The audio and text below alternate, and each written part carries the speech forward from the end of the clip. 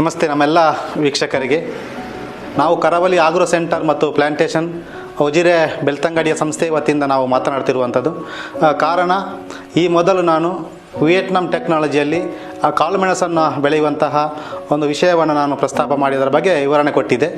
ಅದಕ್ಕೆ ರಾಜ್ಯಾದ್ಯಂತಹ ಉತ್ತಮ ಪ್ರತಿಕ್ರಿಯೆ ಕಂಡುಬಂತು ಮತ್ತು ಕೆಲವು ಕೃಷಿಕರು ನಮಗೆ ಮತ್ತೊಂದು ಸಲ ಅದನ್ನು ನೀವು ತಿಳಿಸಿಕೊಡಬೇಕು ಅಂತಹ ಕೇಳಿಕೊಂಡ ಕಾರಣಕ್ಕಾಗಿ ನಾನು ಮತ್ತೆ ಇವತ್ತು ಅದನ್ನು ಮಾತಾಡಲಿಕ್ಕೆ ಬಂದಿದ್ದೇನೆ. ಆತ್ಮೀಯರೇ, ನಮ್ಮ ದಕ್ಷಿಣ ಕನ್ನಡ ಜಿಲ್ಲೆಯನ್ನು ನಾವು ತೆಗೆದುಕೊಂಡಿರುವೆ.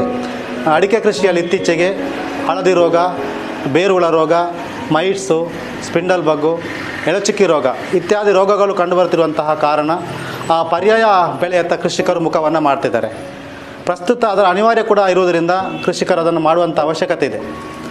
ಹಾಗಾಗಿ ಕಾಳುಮೆಣಸನ್ನು ನಾವು ಬೆಳಿಬೇಕಾದ್ರೆ ಇಲ್ಲಿ ಸಾಮಾನ್ಯವಾಗಿ ಅಡಿಕೆಗೆಲ್ಲ ಹಾಕಿ ಬೆಳಿತಿದ್ದೀವಿ.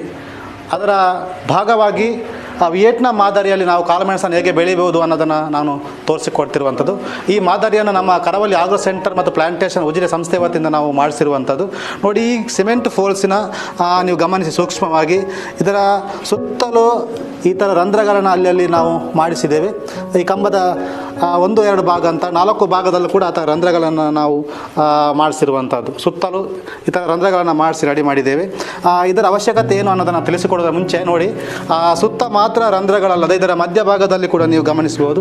ಇದರ ಮಧ್ಯಭಾಗದಲ್ಲಿ ಕೂಡ ಈ ಥರ ರಂಧ್ರವನ್ನು ರೆಡಿ ಮಾಡಿದ್ದೇವೆ.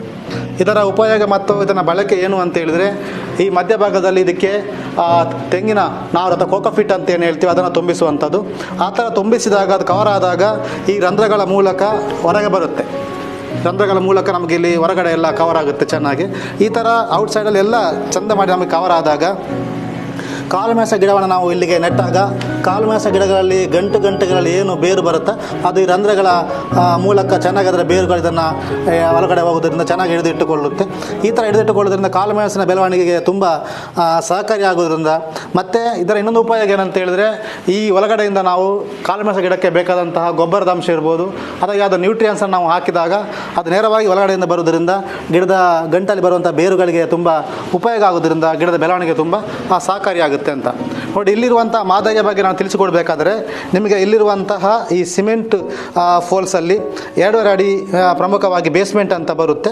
ಇದು 2.5 ಅಡಿಯ ಬೇಸ್ಮೆಂಟನ್ನು ಭೂಮಿಯ ಒಳಗಡೆ ನಾವು ಗುಂಡಿ ತೆಗೆದು ಹಾಕಿ ಗಟ್ಟಿ ಮಾಡುವಂಥದ್ದು. ಆ ಗಟ್ಟಿ ಮಾಡಿದ ನಂತರ ಇದರಲ್ಲಿ ಬೋಲ್ಟ್ ನಟ್ ಸಿಸ್ಟಮ್ ಇದೆಲ್ಲ. ಈ ಬೋಲ್ಟ್ ನೆಟ್ಟಲ್ಲಿ ಸಿಸ್ಟಮಲ್ಲಿ ನಾವು ಈ ಕಂಬವನ್ನು ಇದರ ಮೇಲೆ ನಾವು ನಿಲ್ಲಿಸುವಂಥದ್ದು. ಇದರಲ್ಲಿ ಕೂಡ ನಿಲ್ಲಿಸಿದ ನಂತರ ಇದು 2.5 ಅಡಿ ಭೂಮಿಗೆ ಹೋಗುತ್ತೆ. ಇದು 5 ಅಡಿ ಬರುವಂತಹ ಫೋಲ್ಸ್ ಆಗಿದೆ. ಈ 5 ಅಡಿಯನ್ನು ಇದರ ಮೇಲೆ ನಾವು ಫಿಟ್ ಮಾಡಿದಾಗ ನಮಗೆ ಗಟ್ಟಿಯಾಗಿ ನಿಂತ ನಂತರ ಇದರ ಮೇಲೆ ಮತ್ತೊಂದು 5 ಅಡಿದು ಬರುತ್ತೆ ಸೇಮು. ಅದರ ಮೇಲೆ ಇದನ್ನು ಕೂಡ ನಾವು 5 ಅಡಿದು ನೇರವಾಗಿ ಫಿಟ್ ಮಾಡುವಂಥದ್ದು. ಆವಾಗ ಏನಾಗುತ್ತೆ ಅಂತ ಹೇಳಿದರೆ, ಒಟ್ಟಿಗೆ ನಮಗೆ ಇದು 12.5 ಅಡಿಯಲ್ಲಿ 2.5 ಅಡಿ ಭೂಮಿಗೆ ಹೋದಾಗ ನಮಗೆ 10 ಅಡಿ ನೇರವಾಗಿ ಭೂಮಿಯ ಮೇಲೆ ಭಾಗದಲ್ಲಿ ಉಳಿದುಕೊಳ್ಳುತ್ತೆ. ಇದರಿಂದ ನಮಗೆ ಕಾಳುಮೆಣಸನ್ನು ಬೆಳೀಲಿಕ್ಕೆ ತುಂಬ ಸಹಕಾರಿಯಾಗುವಂಥದ್ದು. ಈಗ ನಾನು ತೋರಿಸುವಂಥ ಮಾದರಿ 12.5 ಅಡಿ ಆದರೆ ನಮ್ಮಲ್ಲಿ ಇವಾಗ ಪ್ರೊಡಕ್ಷನ್ ಹಂತದಲ್ಲಿರುವಂಥದ್ದು 15 ಅಡಿ ಬರುತ್ತೆ. ಅದು ಹೇಗೆ 15 ಅಡಿ ಅಂತ ಹೇಳಿದರೆ, ಬೇಸ್ಮೆಂಟ್ 5 ಅಡಿ ಬರುತ್ತೆ. 5 ಅಡಿಯಲ್ಲಿ 2.5 ಅಡಿಯನ್ನು ನಾವು ಭೂಮಿಯ ಒಳಗಡೆ ಹಾಕಿದಾಗ 2.5 ಅಡಿ ನಮಗೆ ಭೂಮಿಯ ಮೇಲ್ಭಾಗದಲ್ಲಿ ಉಳಿದುಕೊಳ್ಳುತ್ತೆ. ಅದರ ಮೇಲೆ 5 ಅಡಿಯ ಫೋಲ್ಸನ್ನು ಮತ್ತೊಂದು 5 ಅಡಿಯ ಫೋಲ್ಸನ್ನು ಅದರ ಮೇಲೆ ಫಿಕ್ಸ್ ಮಾಡುವಂಥದ್ದು. ಆ ಥರ ಮಾಡಿದಾಗ ನಮಗೆ 12.5 ಅಡಿ ಭೂಮಿಯ ಮೇಲ್ಭಾಗದಲ್ಲಿ ಸೆಟ್ಟಾಗಿ ನಿಲ್ಲುತ್ತೆ. ಇದರಿಂದ ನಮಗೆ ಕಾಳುಮೆಣಸನ್ನು ಹಾಕ್ಕೊಂಡು ಬೆಳೀಲಿಕ್ಕೆ ನಮಗೆ ಹೇಗೆ ಬೇಕಾಗ ನಾವು ಅದನ್ನು ಬೆಳೀಲಿಕ್ಕೆ ತುಂಬ ಸಹಕಾರಿಯಾಗುತ್ತೆ. ಹಾಗಾಗಿ ಈ ಮಾದರಿ ತುಂಬ ಸುಲಭ ವಿಧಾನ. ಇದನ್ನು ಒಂದು 45 kg ತೂಕ ಬರುವಂತಹ ಫೋಲ್ಸ್ ಇದು. ಇದನ್ನು ಒಬ್ಬರೇ ಕೂಡ ಕ್ಯಾರಿ ಮಾಡೋಕ್ಕಾಗುತ್ತೆ.